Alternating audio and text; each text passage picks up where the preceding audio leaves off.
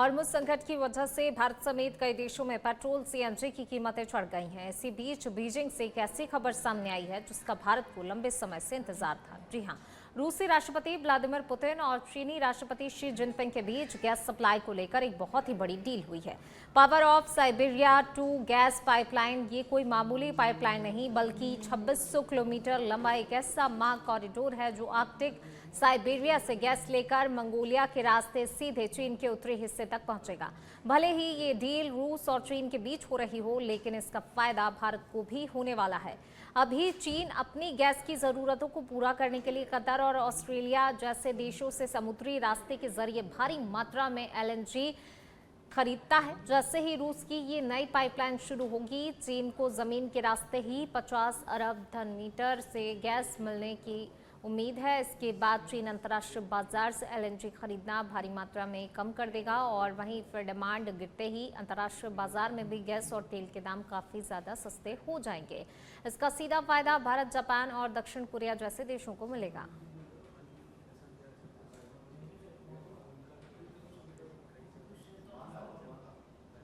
बांसवाड़ा दौरे पर पहुंचे मुख्यमंत्री भजनलाल शर्मा ने जिला कलेक्ट्रेट सभागार में जिले के सभी विभागों के अधिकारियों की बैठक ली। मुख्यमंत्री कुशलगढ़ के चुड़ादा से इलेक्ट्रिक कार के जरिए सर्किट हाउस पहुंचे और वहां से सीधे कलेक्ट्रेट रवाना हुए। बैठक में उन्होंने सरकार की योजनाओं के क्रियान्वयन को लेकर अधिकारियों से फीडबैक लिया और योजनाओं को प्रभावी ढंग से धरातल पर उतारने के निर्देश भी दिए। वहीं बैठक के बाद मुख्यमंत्री सड़क मार्ग से डूंगरपुर के लिए रवाना हुए। तो कलेक्ट्रेट सभागार में अधिकारियों की बैठक ली है। मुख्यमंत्री ने योजनाओं के क्रियान्वयन पर फीडबैक लिया है। देखिए, और यहाँ पर एक बार फिर जो है संदेश दिया है मुख्यमंत्री ने। पेट्रोल डीजल बचत की जिस तरीके से बात कही जा रही है, तमाम मंचों के माध्यम से अपील भी की जा रही है, तो उसका पालन खुद भी यहाँ पर जनप्रतिनिधि करते आ रहे हैं। खुद इलेक्ट्रिक कार से जो है वो पहुंचे मुख्यमंत्री भजनलाल शर्मा। कलेक्ट्रेट सभागार में फिर अधिकारियों की बैठक ली और तमाम तरह के दिशा निर्देश जो हैं वो दिए। योजनाओं के क्रियान्वयन को लेकर जब फीडबैक उन्होंने लिया तो आवश्यक दिशा निर्देश भी मुख्यमंत्री ने अधिकारियों को इस बैठक के माध्यम से दिए। बैठक के बाद जो है डूंगरपुर के लिए रवाना होंगे मुख्यमंत्री। बांसवाड़ा जिले की ग्राम पंचायत चुड़ादा में प्रातः भ्रमण के दौरान मुख्यमंत्री भजनलाल शर्मा से संवाद में महिला रोशनी कलाल ने अपने सेरेब्रल पाल्सी से पीड़ित पुत्र की स्थिति को देखते हुए अपने पति हेमेंद्र कुमार कलाल का सागवाड़ा से बांसवाड़ा स्थानांतरण कराने का आग्रह किया। मुख्यमंत्री ने संवेदनशीलता दिखाते हुए मौके पर अधिकारियों को निर्देश दिए, जिसके बाद कुछ ही घंटों में स्थानांतरण आदेश जारी कर दिए गए। तो देखिए, चुड़ादा में महिला ने मुख्यमंत्री से स्थानांतरण का आग्रह किया था। सेरेब्रल पाल्सी से पीड़ित जो है बच्चे को लेकर इस महिला ने अपनी मांग रखी मुख्यमंत्री के समक्ष। मुख्यमंत्री ने भी ध्यानपूर्वक महिला की समस्या को, महिला की बातों को सुना और उसके बाद आदेश जो है जारी किए हैं। मुख्यमंत्री ने कुछ ही घंटों में जो है ट्रांसफर का आदेश जारी कर दिया गया है। यानी एक तरीके से कह सकते हैं मुख्यमंत्री का यहाँ पर संवेदनशीलता भरा निर्णय देखने को मिला, त्वरित एक्शन देखने को मिला। जिस प्रकार से मुख्यमंत्री जो है आम जनता से रूबरू होते हैं, उसके बाद समस्याओं के समाधान के लिए भी प्रयासरत रहते हैं और साथ ही अगर कहीं कोई एक्शन लेने की ज़रूरत भी होती है तो भी मुख्यमंत्री की संवेदनशीलता नजर आती है।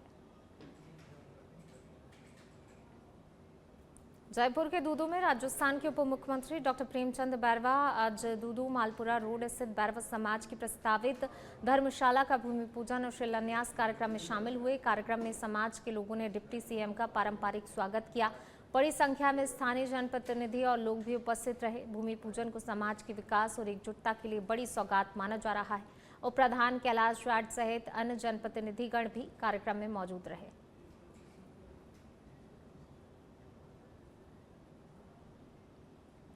जयपुर में राजस्थान विधानसभा के नेता प्रतिपक्ष टीकाराम जूली ने अपने राज्य के आवास 385A सिविल लाइन पर प्रदेश और अलवर जिले से आए पार्टी कार्यकर्ताओं और आम जनता से मुलाकात की। इस अवसर पर उन्होंने उपस्थित लोगों की समस्याओं को सुना और उनके समाधान के लिए संबंधित अधिकारियों को अवगत कराया।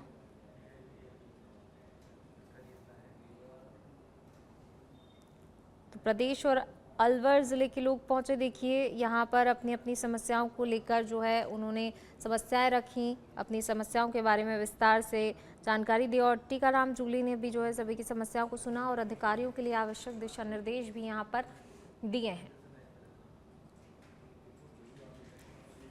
बीकानेर के महाजन से बड़ी खबर है। सरकारी अस्पताल में ग्रामीणों ने लगाया ताला। पिछले एक सप्ताह से बदहाल है अस्पताल की व्यवस्था। महाजन स्थित सामुदायिक स्वास्थ्य केंद्र के बाहर ताला लगाया है। अस्पताल में नहीं है एक भी चिकित्सक। ऐसे में सैकड़ों मरीज हो रहे हैं परेशान। उपखंड अधिकारी दयानंद रुयाल ने भी किया था निरीक्षण, तब भी नहीं मिला एक भी चिकित्सक। अव्यवस्था से परेशान मरीजों ने अस्पताल के गेट पर ताला जड़ दिया है।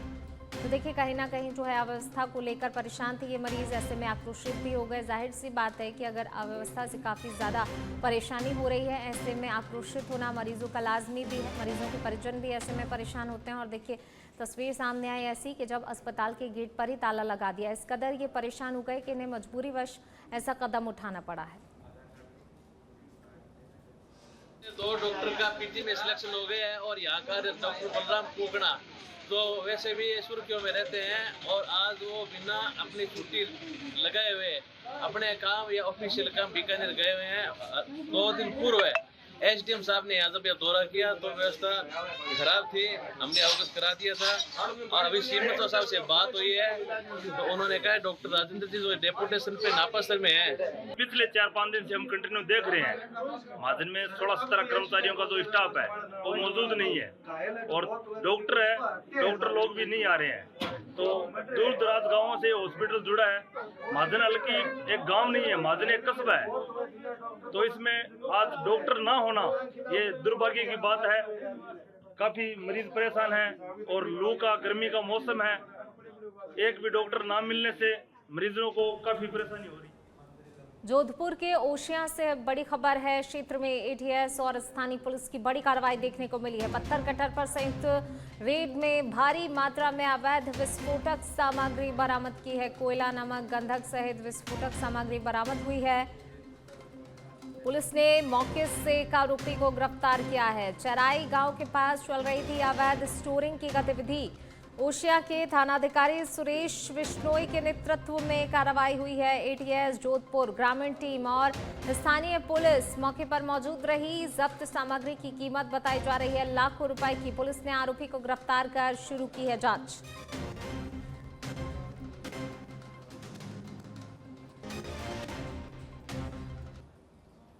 भारी मात्रा में अवैध विस्फोटक सामग्री यहां से बरामद हुई। देखिए कोयला, नमक और गंधक सहित विस्फोटक सामग्री को बरामद किया गया है। ये बड़ी कार्रवाई एटीएस और स्थानीय पुलिस की देखने को मिली है। भारी मात्रा में अवैध विस्फोटक सामग्री को कार्रवाई के दौरान बरामद किया गया है। फिलहाल आगे भी जांच शुरू कर दी गई है। आगे के लिए भी कार्रवाई लगातार जारी है।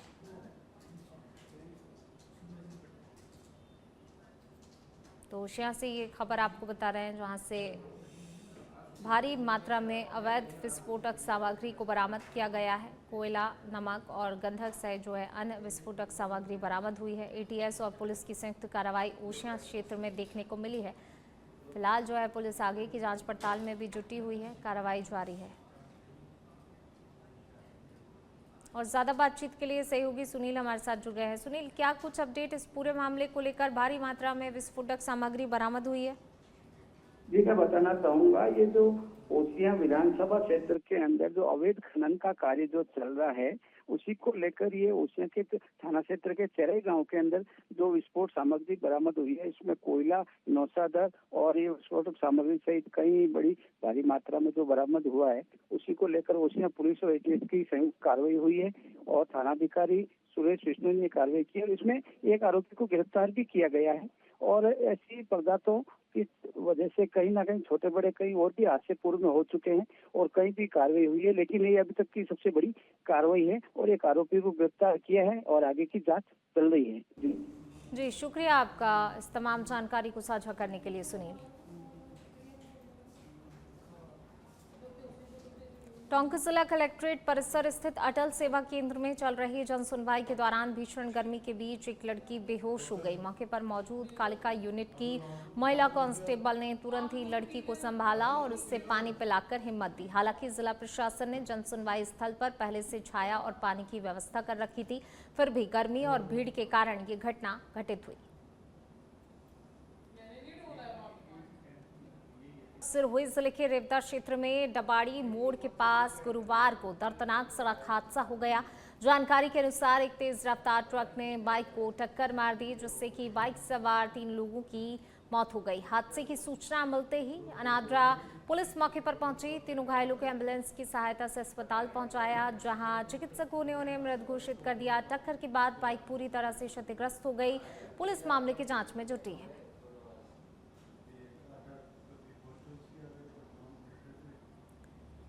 झुंझुनू में विश्व हिंदू परिषद के 7 दिवसीय दुर्गा वाहिनी प्रशिक्षण शिविर के तहत शौर्य पथ संचलन निकाला गया, जिसमें कि युवतियों ने पूर्ण गणवेश में अनुशासन और शौर्य का प्रदर्शन किया। शहर के मुख्य मार्गों से गुजरते हुए पथ संचलन का सामाजिक संगठनों, व्यापार मंडलों और आमजन ने पुष्प वर्षा कर स्वागत किया। कार्यक्रम का शुभारंभ क्षेत्र मंत्री सुरेश उपाध्याय ने दीप प्रज्वलन और शस्त्र पूजन के साथ किया। उन्होंने कहा कि दुर्गा वाहिनी केवल शारीरिक रूप से ही नहीं बल्कि वैचारिक, सांस्कृतिक और राष्ट्रीय चेतना में भी युवतियों को सशक्त बनाती है और मातृशक्ति की भूमिका देश और समाज की सुरक्षा में हमेशा सर्वोपरि रही है। राजस्थान में दुर्गा वाहिनी के 3 प्रशिक्षण वर्ग झुंझुनू, डिडवाना और केकड़ी में चल रहे हैं, जबकि बजरंग दल के 4 प्रशिक्षण वर्ग भी प्रदेश में आयोजित किए जा रहे हैं। जयपुर प्रांत का 7 दिवसीय दुर्गा वाहिनी का ये प्रशिक्षण शिविर है, जिसमें हमारे बहन है जिनकी आयु 35 वर्ष से कम है और 15 साल से ज़्यादा है। ऐसी बहनों का ये 7 दिन का प्रशिक्षण वर्ग है, जिसमें सुबह ये शारीरिक अपने का अभ्यास करती हैं और दिन में अपने बौद्धिक का, देश के विषयों पे, हिंदुत्व पे चर्चा और बौद्धिक। राजस्थान में 3 प्रांतों में 3 वर्ग लग रहे हैं, एक झुंझुनू में, दूसरा डिडवाना में, तीसरा केकड़ी में। इसी प्रकार झुंझुनू के चढ़ावा कस्बे में भाजपा के पूर्व प्रदेश अध्यक्ष और चित्तौड़गढ़ सांसद सीपी जोशी का भाजपा कार्यकर्ताओं ने जोरदार स्वागत किया, जिसमें उन्हें 21 किलो की माला पहनाकर अभिनंदन किया गया। युवा नेता भूपेश विजय सोनी के नेतृत्व में आयोजित कार्यक्रम में सीपी जोशी ने कांग्रेस और राहुल गांधी पर तीखा हमला बोलते हुए कांग्रेस को महामूर्खों की फौज बताया और असली गद्दार वह पार्टी करार दिया, जिसमें देश को बांटने का प्रयास किया। उन्होंने कांग्रेस पर चीन को भारत की जमीन पर कब्जा करने और धारा 370 हटाने का विरोध करने के आरोप लगाए और कहा कि विपक्ष पीएम मोदी पर ईवीएम हैक का आरोप लगाता है, जबकि मोदी ने देश के दिल को हैक किया। जोशी ने प्रधानमंत्री नरेंद्र मोदी की प्रशंसा की और परिवारवाद, जातिवाद, तुष्टीकरण की राजनीति को समाप्त करने में भाजपा की भूमिका पर जोर दिया। देश के प्रधानमंत्री और गृह मंत्री को गद्दार कहा है। अब मुझे आप ही लोग बताएंगे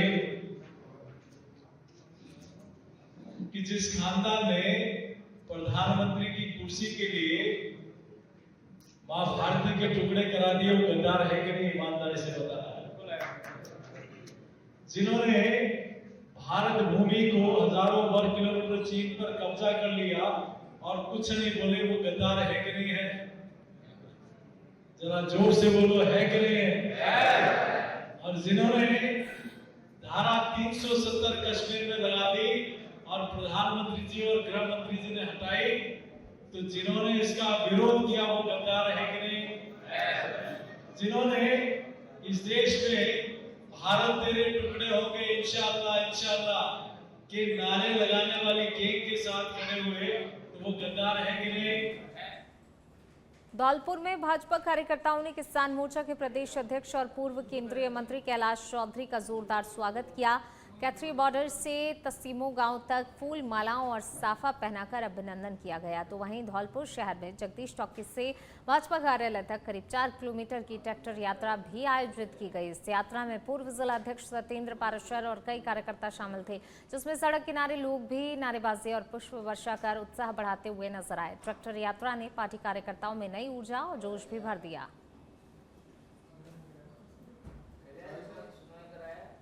धौलपुर के बसेड़ी उपखंड क्षेत्र के गांव निरसिंहपुर के ग्रामीणों ने जर्जर सड़क की समस्या को लेकर प्रशासन के नाम ज्ञापन सौंपते हुए जल्द ही सड़क निर्माण की मांग की है। ग्रामीणों ने बताया, निरसिंहपुर राजूपुरा से झीरपुरा तक करीब 2.5 किलोमीटर लंबी लिंक सड़क पिछले 10 वर्षों से बदहाल स्थिति में है। सड़क पूरी तरह टूट चुकी है, जिससे कि ग्रामीणों को रोजाना आवागमन में भारी परेशानी उठानी पड़ रही है। बरसात के दौरान हालात और ज्यादा खराब हो जाते हैं और मरीजों और गर्भवती महिलाओं को अस्पताल पहुंचाने में भी दिक्कतें आती हैं। ग्रामीणों का कहना है कि कई बार शिकायत के बावजूद अब तक कोई भी कार्रवाई नहीं हुई है। हमारा गांव बॉर्डर पर है नरसिंहपुर, जिसका निर्माण 2016 में डाबरीकरण कराया गया था। 2016 से आज 2026 तक कोई भी उसमें देखभाल नहीं हुई है। और सड़क में 1-2 फुटे गड्ढे पड़े हुए, जर्जर पड़ी हुई पूरी। और हमारा बॉर्डर पर गांव है, बाजार जाने में आने जाने में असमर्थ है। 10-12 गांवों का रास्ता है, मुख्य रास्ता। ये सड़क को दोबारा से डाबरीकरण कराया जाए, मेरी यही प्रार्थना है। एक्स से मिलने वाले सुनवाई में उनको भी हाल मिलेंगे, तो इस सड़क का निर्माण जल्दी से जल्दी कराया जाए। 1 महीने बाद बरसात आ रही, बरसात में आने जाने में पूरे गाँव को परेशानी आएगी। हमारी रास्ता इतना खराब हो गया है कि आने जाने के लिए बच्चों को स्कूल ले जाने लाने के लिए बसों की और आने जाने की कोई सुविधा नहीं है। बच्चे भी स्कूल नहीं जा पाते हैं, और जो प्रेग्नेंट महिला होती है उनके लिए बाजार आने जाने के लिए भी बच्चे नहीं हो पाते, कुछ बहुत समस्या आती है। तो गाँव में बहुत स्थिति बहुत खराब है। इसलिए हमारा देने का मतलब चाहिए कि हमारे रोड का निर्माण जल्दी से जल्दी शीघ्र ही। झुंझुनू शहर में भीषण गर्मी के बीच गहराते पेयजल संकट को लेकर वार्ड 43 के लोगों का गुस्सा फूट पड़ा। पिछले करीब 1 महीने से नियमित जल आपूर्ति नहीं होने से परेशान वार्डवासियों ने कलेक्ट्रेट पहुंचकर प्रदर्शन किया और जिला कलेक्टर को ज्ञापन सौंपकर जल्दी समाधान की मांग की। लोगों ने बताया, न्यू गेस्ट हाउस क्षेत्र, मोहल्ला खोए और समस्त तालाब रोड इलाके में कई घरों तक पानी नहीं पहुंच रहा, जिससे कि महिलाओं और बच्चों बुजुर्गों को भारी परेशानी का सामना करना पड़ रहा है। वार्डवासियों का आरोप है, शिकायत करने पर जलदाय विभाग बिजली समस्या का हवाला देकर केवल आश्वासन दे रहा है, जबकि स्थिति में कोई सुधार नहीं हो रहा। बहुत ज़्यादा पानी की समस्या आ रही है और पानी का खातर बच्चे भी परेशान है। एक दिन छोड़ के एक दिन दे रहे, वो भी 10 मिनट कौन दे पानी में के करना बताओ। पानी बिना बिल्कुल भी नहीं रहे, तो सब बिल्कुल ही बंद कर दो तो खड़े जाओ। काफ़ी दिन से महीने भर से पानी की समस्या लेके आए हमें। पानी आता है पर 10 मिनट या 15 मिनट, उसमें क्या 4 घंटे से क्या होता है। गर्मी का टाइम चल रहा है अभी, तो अभी पानी आता है तो फ़ोन करता हूँ अधिकारियों को, पानी नहीं पहुँचा। अधिकारियों को फ़ोन करता हूँ, पानी नहीं पहुँचा हमारे। बोला किसके नहीं पहुँचा, सबको पहुँच रहा है पानी, आते हैं नहीं कोई। एप्लीकेशन भी दे दिया इन साहब को मैंने, जैन साहब को बोल दिया, एक्शन साहब को बोल दिया।